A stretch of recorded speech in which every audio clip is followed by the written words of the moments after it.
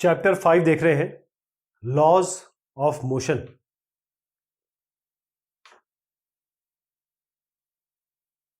Laws of motion के बारे में बात करेंगे। हमने जो पिछले बार डिस्कस किया, हमारा ये मेन एम था उसमें कि कोई पार्टिकल मूव कर रहा है उस किसी भी स्पेस में, उसको क्वांटिटी या क्वांटिटेटिवली कैसे दिखाएं। हमने देखा कि जब हम यूनिफॉर्म मोशन देख रहे थे तो वेलोसिटी का कॉन्सेप्ट आया। जब हम नॉन यूनिफॉर्म मोशन के बारे में बात कर रहे थे तो कॉन्सेप्ट एक्सेलरेशन का आया। लेकिन अभी तक हमने ये सवाल अपने आप से नहीं पूछा कि इन मोशन को या इन बॉडीज के मूवमेंट को कौन सी चीज ऐसी है जो गवर्न करती है। कोई लॉ होगा, कोई एक फिनोमेना होगा। ये जो बेसिक क्वेश्चन हमारे दिमाग में उठ रहा है उसके बारे में आज बात करेंगे। अब कुछ एक्सपीरियंस होगा आपका या हमारा। इससे शुरुआत करते हैं। जब एक फुटबॉल रेस्ट पे है, तो ये रेस्ट पे है, मूव नहीं कर रही है, लेकिन किसी ने इसको किक किया तो ये कहां जाती है। अगर आप एक पत्थर को ऊपर की तरफ फेंकते हैं तो आप इस पे पुश दे रहे हैं पत्थर को। ऐसे ही अगर आप कहीं बैठे हैं, भीनी भीनी मंद मंद अगर हवा चल रही है तो आप देखते हैं कि पेड़ हल्के हल्के हिल रहे हैं, पत्ते हल्के हल्के हिल रहे हैं। यहां तक कि अगर तेज हवा आए तो बड़े बड़े ऑब्जेक्ट्स हिल जाते हैं। कोई बोट है, नौका है, जो पानी में अगर आप जाएं और उसमें रोइंग करना शुरू करें तो वो आगे की तरफ बढ़ती है। तो कोई ना कोई एक बाहरी एजेंसी जरूर है, जिसे हम एक्सटर्नल एजेंसी कह रहे हैं, वो जरूर है, ताकि जो रेस्ट पे ऑब्जेक्ट है उसको मूव किया जा सके, वो रेस्ट से हटे। तो जो एक्सटर्नल फोर्स है, बाहरी फोर्स है, वो जरूर यहां पर लग रहा है उसको मूव करने के लिए, और एक्सटर्नल फोर्स ही लग रहा है किसी चीज को स्टॉप करने में, रोकने के लिए। जैसे मान लीजिए एक बॉल आ रही है आपकी तरफ, आप पैर से इसे रोक सकते हैं। कोई इंक्लाइंड प्लेन पे बॉल आ रही है, आप इसको रोक सकते हैं। तो जो डायरेक्शन है उसके अगेंस्ट आप काम कर सकते हैं। तो इन सारे एग्जाम्पल्स में आपने देखा कि एक बाहरी एजेंसी है फोर्स की, जैसे हाथ है, विंड है, स्ट्रीम है। जो स्ट्रीम है, पानी की स्ट्रीम है, वो उस ऑब्जेक्ट के कांटेक्ट में है। जरूरी नहीं है, लेकिन ये जब आप एक बिल्डिंग के ऊपर से यहां से पत्थर छोड़ देते हैं तो इसमें कुछ भी नहीं कर रहे हैं आप, क्योंकि ये अपने आप नीचे आ रहा है। एक ग्रेविटेशनल पुल लग रहा है इसमें। एक बार मैग्नेट की बात करें तो अगर उसको नेल्स के पास, कीलों के पास ले जाएंगे तो वो उसे खींच लेता है। इसका मतलब यह है कि एक्सटर्नल एजेंसी, जैसे ग्रेविटेशनल फोर्स हो, मैग्नेटिक फोर्स हो, आपने जो फोर्स लगाया वो तो है ही है, साथ में जो ग्रेविटेशनल और मैग्नेटिक फोर्सेस है वो भी एक बॉडी में किसी दूसरी जगह से या दूरी से काम कर सकते हैं। जरूरी नहीं उसको टच करें। तो इन सब के डिस्कशन के बाद हम ये कह सकते हैं कि जो फोर्स है किसी भी स्टेशनरी ऑब्जेक्ट, कोई भी, ये जो शाह से शुरुआत की थी हमने, इसको चलाने में, इसको रोकने में एक बाहरी फोर्स का उपयोग जरूर होगा, इन्वॉल्वमेंट जरूर होगा। जरूरी नहीं है कि बाहरी फोर्स इस ऑब्जेक्ट के कांटेक्ट में आए ही आए।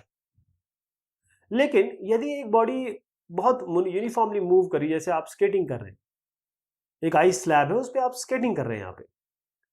अब आप देखें, क्या कोई एक्सटर्नल फोर्स इसमें जरूरी है ताकि आप ये स्केटिंग करते रहें? एरिस्टोटल फैलेसी, जो क्वेश्चन हमारे सामने आया कि कोई भी चीज के पीछे क्या ऐसी चीज गवर्न कर रही है कि वो मूव कर रहा है, मूवमेंट कर रहा है, यहां से वहां जा रहा है। बहुत समय गुजरा, जो हमने अभी बात कर ली कि चलिए भाई फोर्स लगाते हैं, मैग्नेटिक फोर्स हो, इलेक्ट्रिक फोर्स हो, कोई भी फोर्स आप लगाएं, ग्रेविटेशनल फोर्स हो। लेकिन ये जो जवाब है इतने आसानी से नहीं आया, बल्कि इसका जवाब गैलीलियो साहब ने 17वीं सेंचुरी में एक फाउंडेशन रखा, और उसको हम कहते हैं न्यूटोनियन मैकेनिक्स, जहां से जो मॉडर्न वर्तमान साइंस की शुरुआत हुई। एक ग्रीक थिंकर साहब थे, इसीलिए हम इसको एरिस्टोटल फैलेसी कह रहे हैं। एरिस्टोटल साहब थे, उनका एक पॉइंट ऑफ व्यू था, यदि एक बॉडी मूव कर रही है तो कुछ ना कुछ ऐसा बाहरी चीज है, एक्सटर्नल चीज है, वो जरूरी होगी इसको मूव करते रहे इसके लिए।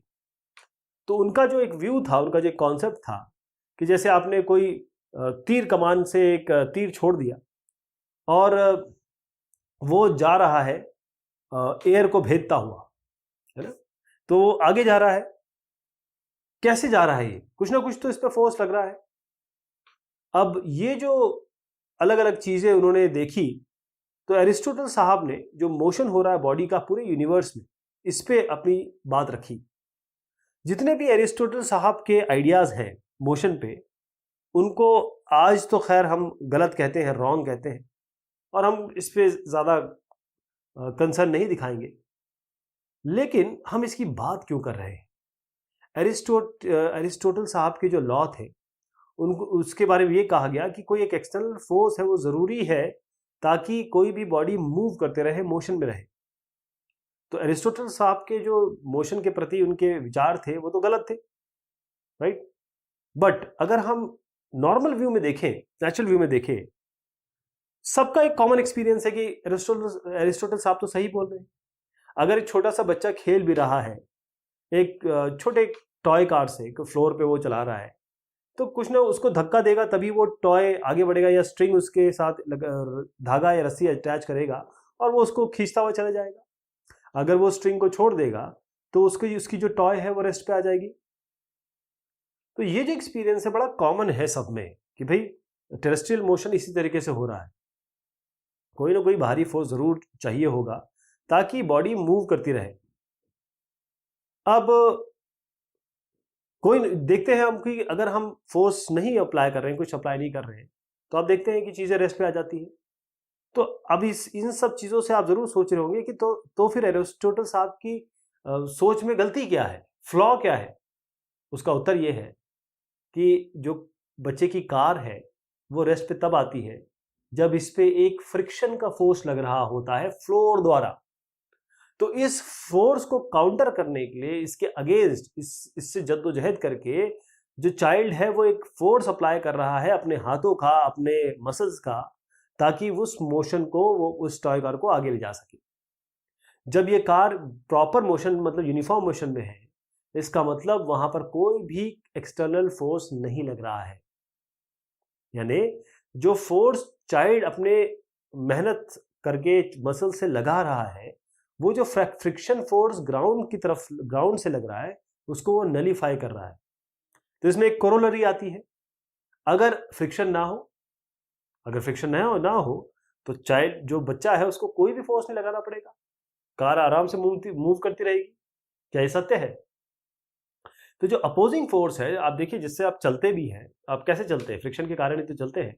तो जो अपोजिट फोर्स है, जैसे फ्रिक्शन है सॉलिड्स में लगता है, विस्कस फोर्स है जो फ्लूइड्स में लगता है, वो नेचुरल वर्ल्ड में आपको हर जगह दिखाई देंगे। इससे ये एक्सप्लेनेशन होता है कि कैसे और क्यों जो फोर्सेस बाहरी एजेंसी से है वो जरूरी हो जाते हैं, ताकि हम इन फ्रिक्शन फोर्स को ओवरकम कर सके, ताकि जो मोशन है बॉडी का वो प्रॉपर मूव होता रहे, या वो मोशन चलता रहे। अब आप समझ में आ गया आपको कि एरिस्टोटल साहब की क्या जो राय था उसमें क्या गलती थी, जो उन्होंने किया क्या, जो प्रैक्टिकल चीज थी उसको बेसिक आर्गुमेंट में तब्दील कर दिया। और अगर आपको एक जो नेचर का लॉ है फोर्सेस या मोशन के हिसाब से, तो अगर आप यूनिफॉर्म मोशन की बात करें तो वो बगैर फ्रिक्शन फोर्स के पॉसिबल ही नहीं है। वही गैलीलियो साहब ने कहा। इसीलिए हमने जो शुरुआत में बात की, गैलीलियो साहब ने चीज़ों को ठीक बताया, ठीक किया, लेकिन एरिस्टोटल साहब का नाम हमें नहीं भूलना चाहिए, क्योंकि इन्होंने इसके बारे में सोचा, शुरुआत तो इन्होंने की। Law of inertia. अब गैलीलियो साहब ने क्या किया? उन्होंने कहा कि भाई एक इंक्लाइंड ऑब्जेक्ट, इंक्लाइंड पे, किसी एंगल पे, जो इंक्लाइंड प्लेन पे देखा उन्होंने देखा कि पहली यहां पर कि बॉल ऊपर से नीचे आ रही है, लेकिन जो ऊपर जा रही हैं, जो ऊपर से नीचे आ रही है वो तो बड़ी तेजी से एक्सेलरेशन से आ रही है, लेकिन नीचे से ऊपर जा रही है वो थोड़ी देर में जाके रिटार्ड हो जाती है, यानी कि इनका मूवमेंट कम हो जाता है। फिर उन्होंने देखा कि अगर मैं प्लेन पे इसको छोड़ूं तो कुछ इनके बीच में होता है, कोई इनके बीच में सोल्यूशन है। अब गैलीलियो साहब ने इससे क्या कंक्लूड किया कि जो ऑब्जेक्ट एक फ्रिक्शनलेस हॉरिजॉन्टल प्लेन पे जा रहा है, इस तीसरे के बारे में बात कर रहा हूं। इसमें ना तो एक्सेलरेशन होगा ना ही रिटार्डेशन होगा, यानी कि ये कांस्टेंट वेलोसिटी से मूव करेगा अगर ये इंक्लाइन में नहीं है, चाहे डिक्लाइंड हो या इंक्लाइंड हो। एक और गैलीलियो साहब ने एक एक्सपेरिमेंट किया, उसमें भी इनका कंक्लूजन सेम निकला। इन्होंने क्या किया, ये डबल इंक्लाइन प्लेन लिया, ये यहां पर भी है यहां पर भी है, तो बॉल को इन्होंने यहां से रिलीज किया रेस्ट से, एक तरफ से, और यहां से छोड़ा और इसको देखा कहां तक जाती है। तो इसमें क्या हुआ कि यदि प्लेन स्मूथ नहीं है तो जो फाइनल हाइट है बॉल की वो उसी तरीके से उस हाइट पे पहुंच जाएगी जैसे इनिशियल हाइट है, लेकिन थोड़ी कम। अगर आप देखें कि मैं इसको यहां पर पहले में यहां से शुरू किया, यहां पहुंच गया, थोड़ा इसको और डिक्लाइन कर दें तो यहां से निकला यहां पर पहुंच गया। लेकिन अगर मैं इसको पूरा का पूरा हटा दिया जाए, गैलीलियो साहब ने किया था, तो ये आगे नहीं पहुंचेगा। तो फाइनल हाइट जो बॉल की है वो इनिशियल हाइट से यहां तो सेम हो जाएगी, लेकिन बाकी जगह ये चेंज होगी। यदि स्लोप दूसरे प्लेन का, जैसे मैंने कहा, डिक्रीज किया जाए, रिपीट किया जाए, तो वो सेम हाइट पे पहुंचेगा, तब भी सेम हाइट पे पहुंच रहा है, राइट। लेकिन इसके लिए ज्यादा डिस्टेंस ट्रेवल कर रहा है। अगर हम इसकी स्लोप को जीरो कर दें, हॉरिजॉन्टल मतलब एक हॉरिजॉन्टल कर दें बिल्कुल, तो ये इनफाइनाइट डिस्टेंस पे जाएगा जहां तक इस जाके रुक ना जाए। यानी इसका सीधा मतलब ये है कि जो मोशन है, मूवमेंट है, वो सीज नहीं होता, वो बंद नहीं होता। ये आइडियलाइज सिचुएशन है, ऐसा होता नहीं है नॉर्मल इसमें। तो लॉ ऑफ इनर्शिया जो गैलीलियो साहब ने इससे निकाला, वो ऑब्जर्वेशन ये था कि एक डबल इंक्लाइन में क्या होगा। तो प्रैक्टिस में अगर हम क्या देखें कि अगर हम बॉल को ऊपर से नीचे छोड़ दें या इस तरीके से इन्होंने बनाया उसको छोड़ दें, तो किसी फाइनाइट किसी जगह पे जाके ऐसे जाएगा यूं करके और जाके यहाँ कहीं रुक जाएगा, क्योंकि इसके अपोजिट फ्रिक्शन फोर्स लग रहा है, उसको तो आप कभी कभी भी हटा नहीं सकते। लेकिन अगर फ्रिक्शन ना हो, एक हम आइडियल कंडीशन लेते हैं, तो बॉल तो कभी रुकेगी नहीं है, तो कांस्टेंट वेलोसिटी से चलती चली जाएगी।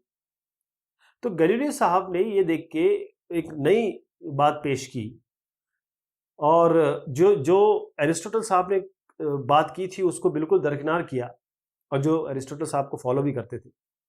उन्होंने कहा जो स्टेट ऑफ रेस्ट है और जो state of uniform linear motion है, यानी अगर कोई चीज रुकी हुई है और कोई कांस्टेंट वेलोसिटी से मूव कर रही है, ये दोनों चीज सेम है। फिर से समझिए, जो चीज रुकी हुई है और जो चीज कांस्टेंट वेलोसिटी से मूव कर रही है, वो दोनों सेम है। दोनों ही केस में कोई इस पे नेट, ये शब्द बहुत इंपॉर्टेंट है, कोई नेट फोर्स नहीं काम कर रहा है।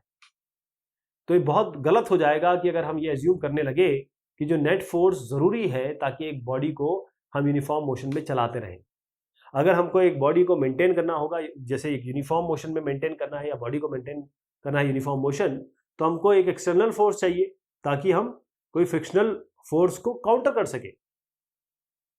अब क्या है कि ये दोनों फोर्स मान लीजिए सम अप हो जाएंगे, ऐड हो जाएंगे, और एक एक्सटर्नल फोर्स न्यूट्रल हो जाएगा। तो जो भी बात की उसको अगर मैं समराइज करूं, तो अगर नेट एक्सटर्नल फोर्स जीरो है, जितने भी फोर्स लग रहे हैं वो अगर जीरो बन जाते हैं, तो जो बॉडी आराम से रुकी हुई है वो आराम से रुकी रहेगी, वो कहीं नहीं जाने वाली। लेकिन अगर कोई बॉडी मोशन में है और तब नेट एक्सटर्नल फोर्स जीरो है, तो वो यूनिफॉर्म वेलोसिटी से मूव करती रहेगी, चलती रहेगी। इस प्रॉपर्टी को हम कहते हैं इनर्शिया। क्या कहते हैं? इनर्शिया।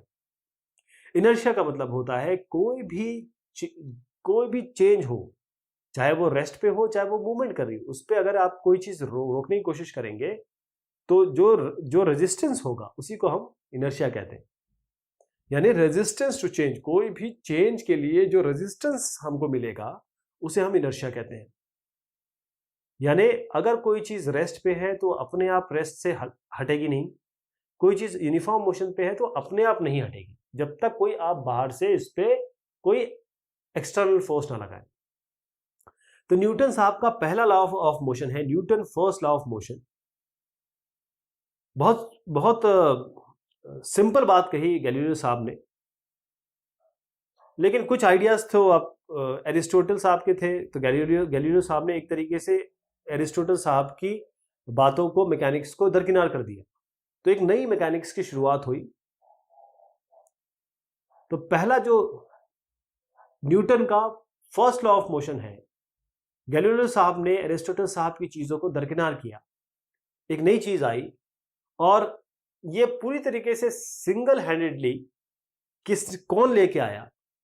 वो साहब थे आइजैक न्यूटन साहब, बहुत बड़े साइंटिस्ट ऑफ ऑल टाइम। इनसे बड़ा साइंटिस्ट मतलब ये बहुत जितने भी बड़े साइंटिस्ट हैं उनमें इनका नाम बहुत इज्जत से लिया जाता है। तो न्यूटन साहब ने गैलीलियो साहब की बातों को, उनकी आइडियाज को लिया, और अब जो हम मैकेनिक्स समझते हैं, जानते हैं, उसकी एक नींव रखी, फाउंडेशन रखी। उन्होंने 3 लॉज दिए, 3 लॉज ही give. Newton first law, second law, third law, जो इनके नाम से ही आज जाने जाते हैं। तो गैलीलियो साहब का जो लॉ ऑफ इनर्शिया था, वहां से उन्होंने शुरुआत की। उन्होंने फॉर्मुलेट किया पहला लॉ। उन्होंने कहा कि जो भी बॉडी जो रेस्ट पे है या यूनिफॉर्म मोशन पे है किसी स्ट्रेट लाइन में, वो रेस्ट पे ही रहेगी, मोशन में ही रहेगी, अनलेस कि आप इस पे कोई एक्सटर्नल फोर्स लगाएं। अगर एक्सटर्नल फोर्स आप लगा रहे हैं तभी ये बॉडी रेस्ट से हटेगी या यूनिफॉर्म मोशन से हटेगी। तो जो रेस्ट या आराम का या बिल्कुल यूनिफॉर्म लीनियर मोशन का जो स्टेट है, ये सीधी बात बता रहा है कि यहां पर एक्सेलरेशन 0 है।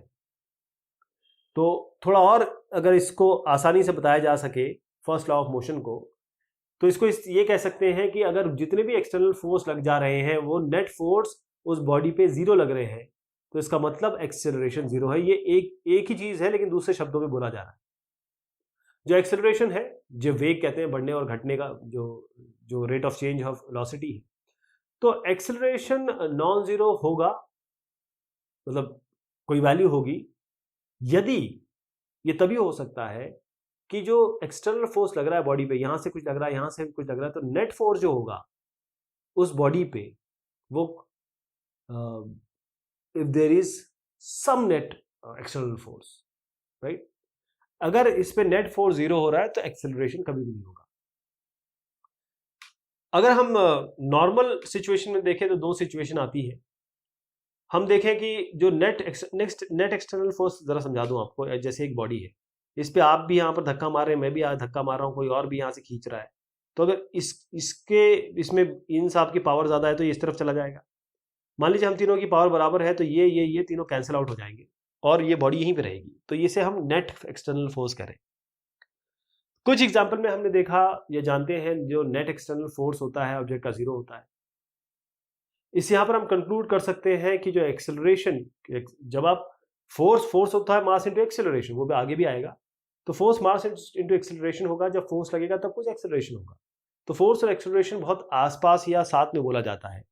तो हम यहाँ पर कंक्लूड ये कर सकते हैं कि जो एक्सेलरेशन है ऑब्जेक्ट का वो 0 है, क्योंकि कोई फोर्स इस पे लग ही नहीं रहा, या लग रहा है तो भी वो नलिफाई हो जा रहे हैं। जैसे एक स्पेसशिप है इंटरस्टेलर स्पेस पे, बहुत दूर है हमसे, सारे के सारे रॉकेट्स आपने टर्न ऑफ कर दिए, इसमें कोई फोर्स ही नहीं लग रहा है, एक्सटर्नल फोर्स।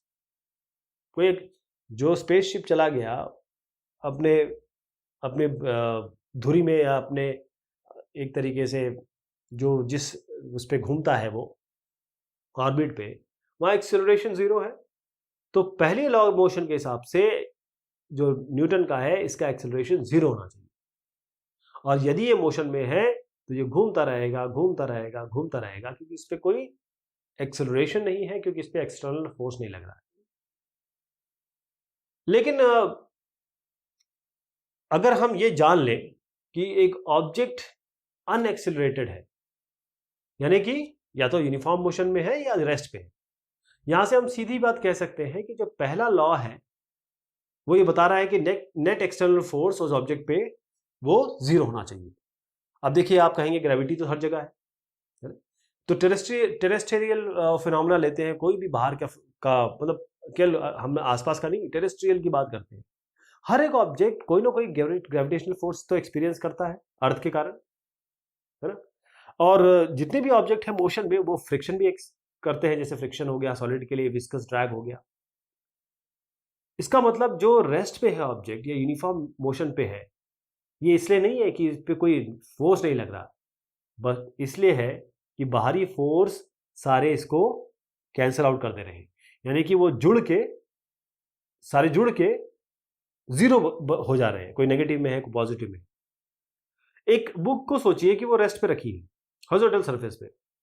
अब इसको दो आपने फोर्स लगाया, एक तो अब जैसे एक तो ग्रेविटी हो गई है ना, इसका वेट हो गया है बेसिकली m/g ग्रेविटी होती है, वो नीचे की तरफ लग रही है, और एक अपवर्ड फोर्स है मान लीजिए इस बुक पे जो नॉर्मल है, मान लीजिए फोर्स R है, ये G है, तो R एक सेल्फ एडजस्टिंग फोर्स है। ये ऐसी सिचुएशन है कि ये चीज अभी रेस्ट पे है, राइट, अभी ये मोशन पे नहीं है, तो ये रेस्ट पे कैसे है? तो हम ये कह सकते हैं कि जो ये R है ये बिल्कुल बराबर होगा इस G के, यानी कि वेट जो होगा, जो मैं mg कह रहा हूं, इसको mg को w मान सकते हैं, w और r ये जो फोर्स इसके अगेंस्ट लग रहा है वो दोनों बराबर होंगे, ये एक दूसरे को कैंसिल आउट कर रहे हैं, इसीलिए ये जो बुक रखी है टेबल पे ये रेस्ट पे है। क्या ये सही है? क्या ये करेक्ट रीजनिंग है? जो करेक्ट स्टेटमेंट है वो ये है कि क्योंकि ये बुक रेस्ट पे है, इसका मतलब इस पे कोई भी या ये कहें कि जितने भी एक्सटर्नल फोर्स इस पे लग रहे हैं वो नेट अगर उनकी वैल्यू निकाली जाए तो वो जीरो है, ये आप कहेंगे पहले लॉ के हिसाब से। तो ये कहता क्या है कि जो नॉर्मल फोर्स है आर का वो बराबर और अपोजिट होना चाहिए वेट डब्ल्यू के, ये बहुत जरूरी है।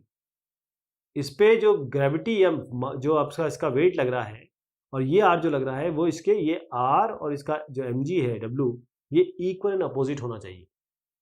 यहीं पर अगर एक कार की बात करें तो ये यूनिफॉर्म वेलोसिटी से मूव कर रही है, लेकिन इसका नेट यूनिफॉर्म वेलोसिटी से काम कर रही है, इसका मतलब नेट फोर्स इस पे जो काम कर रहा है वो जीरो होना चाहिए। एक कार मोशन पे है और अगर आप ये स्पीड पकड़ ले और स्मूथ स्ट्रेट रोड पे जा रही है यूनिफॉर्म स्पीड से, तो जब एक कार स्टेशनरी है इस पे तो कोई फोर्स लग नहीं रहा है, लेकिन जैसे ही आप इसको आगे बढ़ाते हैं, इस पे अपना एक्सेलरेशन या फिर एक्सेलेरेटर देते हैं तो ये आगे बढ़ता है एक्सेलरेशन पे या पैर रखते हैं, और ये इसलिए हो रहा है कि जो नेट एक्सटर्नल फोर्स है वो है इसमें कुछ, तभी तो ये मूव कर रहा है, तभी तो ये मूव करेगी।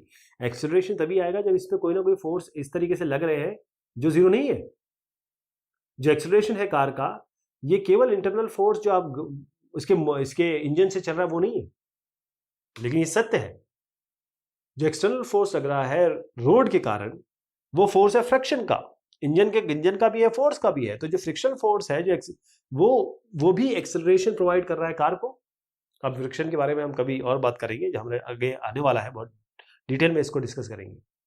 तो अगर हम ये कह सकते हैं कि अगर कार कांस्टेंट वेलोसिटी से मूव कर रही है, इसका सीधा मतलब है कि इसमें एक्सटर्नल फोर्सेस जितने भी लग रहे हैं वो अपने आप को मिला के जीरो हो जा रहे हैं, बस ये समझिए। तो जो प्रॉपर्टी है इनर्शिया की ये पहले लॉ में बिल्कुल क्लियर हो गई। अगर एक स्टेशनरी बस खड़ी हुई है, ड्राइवर उसको एकदम से सडनली स्टार्ट करता है, तो आप देखेंगे आप बैठे हुए एकदम सडनली आप एकदम से वो एक्सेलरेशन पकड़ लेता है, तो बिल्कुल आप आगे की तरफ या पीछे की तरफ जाएंगे। क्यों? क्योंकि हमारा जो पैर है वो फ्लोर पे रखा है। अगर फ्रिक्शन नहीं होता तो हम वहीं पे होते, लेकिन क्योंकि फ्लोर जो बस का है वो बस के साथ है, वो बस के साथ आगे बढ़ गया, हमारा पैर पीछे खिंच गया, है ना, तो ये जरूरी है कि हमको नुकसान हो सकता है। लेकिन फॉर्चुनेटली क्या होता है कि कुछ फ्रिक्शन आपके पैर और फ्लोर के बीच में होता है। अगर वो सडनली स्टार्ट ना हो, बहुत तेजी से वो एकदम से एक्सेलरेशन ना बढ़ा दे, तो एक्सेलरेशन अगर मॉडरेट रखे तो जो फ्रिक्शनल फोर्स है वो इतना होता है, काफी होता है, ताकि वो आपके फीट को भी इनफ टू एक्सेलरेट, हमारे पैरों को भी उस एक्सेलरेशन से आगे बढ़ाएगा। बस हम आगे नहीं बढ़ रहे हैं, ऐसा नहीं कि, लेकिन हम बस के अंदर बैठे हैं तो आगे तो बढ़ रहे हैं बस के साथ। तो हमारी बॉडी कुछ रिजिड बॉडी नहीं है, हमारी बॉडी आप देखिए डिफॉर्म हो सकती है, राइट। तो हम आराम से इधर उधर अपने आप को हिला सकते हैं। इसका मतलब ये है कि हमारा जो पैर है और जो उसके फ्लोर पे रखा हुआ है, और जो हमारी बॉडी है वो रेस्ट पे रहती है इनर्शिया के कारण, नहीं तो हम उड़ के कहीं गिर जाएंगे। बस के रिलेटिव में हम पीछे की तरफ चले जाएंगे, पीछे की तरफ जाते भी हैं, लेकिन जैसे ही बस शुरुआत होती है, हमारी जो मस्कुलर फोर्स है बॉडी के, जो जैसे पैर है, ये सब एक साथ काम करने लगते हैं और हम बॉडी हमारी बस के साथ मूवमेंट करने लगती है, हम अपने आप को संभालने लगते हैं।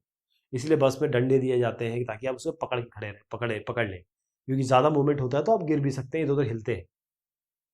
अगर बस एकदम से स्टॉप हो जाए, एकदम से स्टॉप कर दे कोई, तो हमारा जो पैर है वो भी स्टॉप हो जाएगा, क्योंकि फ्रिक्शन है।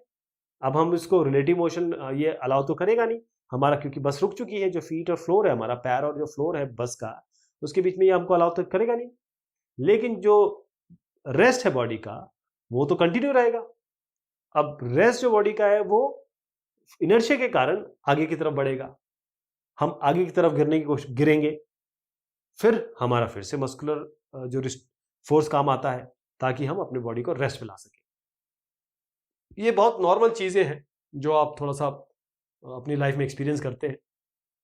तो एक सवाल है, एक एस्ट्रोनॉट एक्सीडेंटली अपने स्पेसशिप से बाहर की तरफ हो गए, सेपरेट हो गए, और इनका इंटरस्टेलर स्पेस जो कांस्टेंट रेट है, मतलब इससे मूव करने लगे 100 मीटर पर सेकंड स्क्वायर। इनका एक्सेलरेशन क्या होगा एस्ट्रोनॉट का जब वो स्पेसशिप से बाहर आते हैं?